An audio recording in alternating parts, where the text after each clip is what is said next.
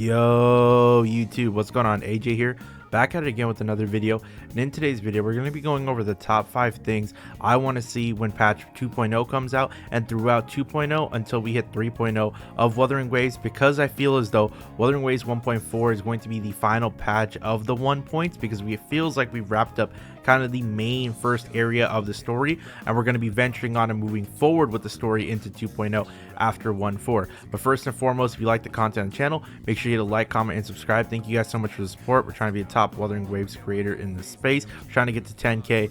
Thank you guys so much for keeping the lights on. Without further ado, let's get into the video.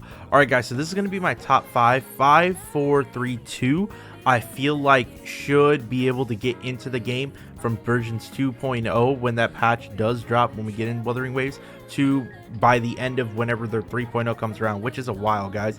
The number one thing is kind of a personal bias, but I think a lot of Wuthering Waves fans will agree with the bias that I will say. But number 5, guys, let's start off with Tacet fields and material upgrades. Now, recently, I know Kuro Games always does Tacet fields, right?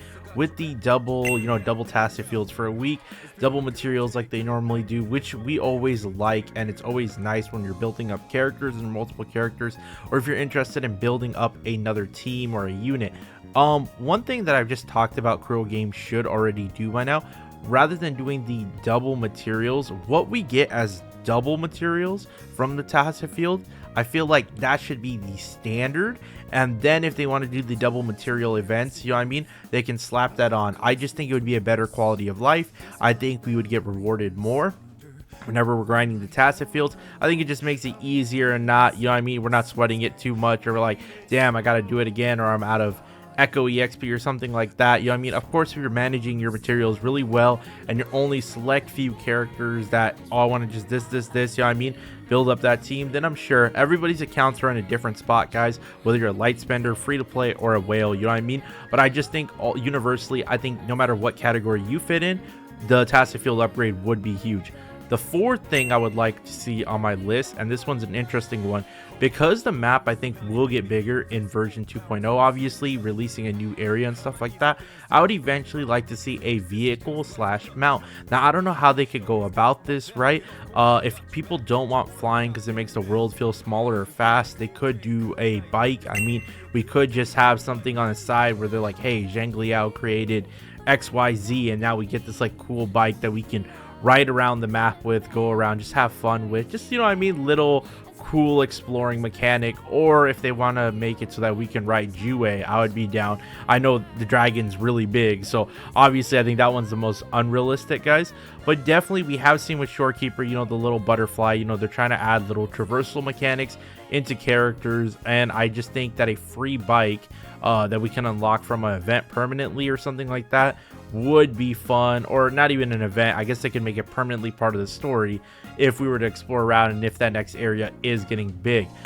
Number 3 is something that I think is very, very realistic and can easily come because they keep getting data from doing these multiplayer events. That's dungeons / raids. I've been saying this for a while, that Kuro Games and Wuthering Waves, they have some of the best companion story quest areas in the game. Not only are the companion story quests most of them have been really, really good, right, guys? But like, I look back at places like the Jian area, and even you can look at Encore's area, right? Like, you could build a big size raid / dungeon and make it co-op, and they've done a good job with the co-op boss fight event. Like the recent one that came out was really, really fun, really enjoyable, and challenging on the challenge mode. Now, you make the raids challenging, you group with 3 or 4 friends, or however much they want to like set the cap to, right, guys? And you go in, and now here you go, there's the first floor, there's a second floor, there's a third floor. Each floor has somewhat of a boss or puzzles or whatever. You're traversing through the area, right? You clear the one floor, there's like a healing station, you're back at good HP, max HP, whatever. Then you go through the next floor, then you go to the next floor, and you get big rewards. That's something I could see as like a really, really big event. Like, this is the main event where it's like, okay, if they have a main story, you could do it as the second half of the patch, right? 1,600 asteroids plus all that. It's like something really big, kind of like how HSR does Endgame for their simulated universe and stuff like that. Raids can be kind of like Wuthering Waves is big end game that gets added and updated into the game, and that's what I would like to see. Let me know down in the comment section below if you guys would like to see raids / dungeons down in Wuthering Waves. Now, number two is a very interesting one that I think people are going to just want. Maybe they might be like, but I think a lot of us would be excited if this happens.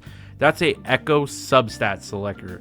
Now, one thing that I kind of want with an echo substat selector is, obviously, I'm not asking for it to be like, oh, give us a bunch, but I'm saying one per like a big event or something like that would be nice. Just having the substat selector where, let's say you get a good echo with a good main stat, that first roll, let's say you're building your Camilla, right? For example, you get that crit damage piece, right? Okay, cool. You roll another crit damage right there. You're like, man, all I really need is crit rate, right? Boom, your substat selector, one rolls into crit rate, really nice, 8, 9, 10%, whatever it is, you know what I mean? But you got that crit rate, and the other substats look really nice. That can go a long way, because that one echo can make or break, or just basically save you so much more time, you know what I mean, on farming and stuff like that, and investing in the character, and you can start playing with the character's potential, like the way Wuthering Waves and Kuro Games intended you to play a character, at a higher / max potential, and it makes the game more enjoyable, more fun when you're playing all the little events, story, and everything like that. But let me know down below in the comment section. I feel like that's an interesting one to talk about. Number 2, the echo substat selector.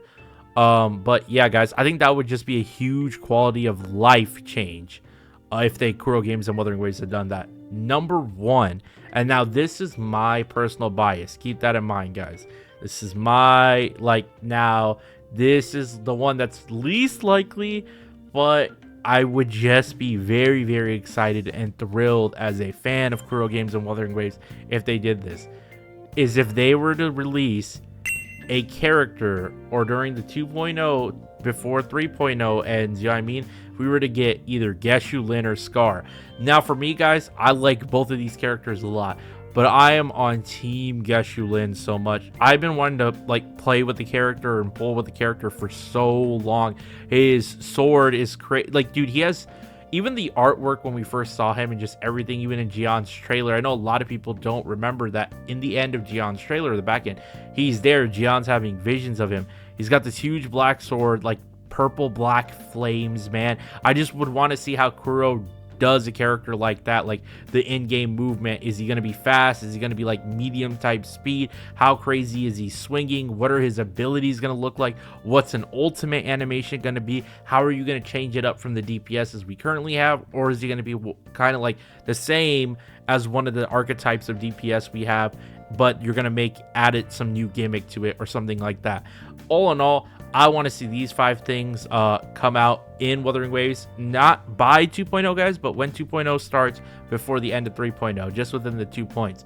But let me know your comments down below, guys. What would you guys like to see from the start of patch 2.0 to before we get to 3.0? I know it's a lot of time, guys, but I do think the Wuthering Waves community, when you guys do give feedback, when you guys do show your voice, right, about things that you guys would be interested in, the Kuro Games community, or excuse me, guys, the Kuro Games devs do take notice, and they do try their best to implement a lot of these things, and their track record has been really good. Please leave a like, comment, and subscribe. Thank you guys so much for the support. It's been your boy AJ. I'm gonna go to bed. It's late. I'm out. Peace.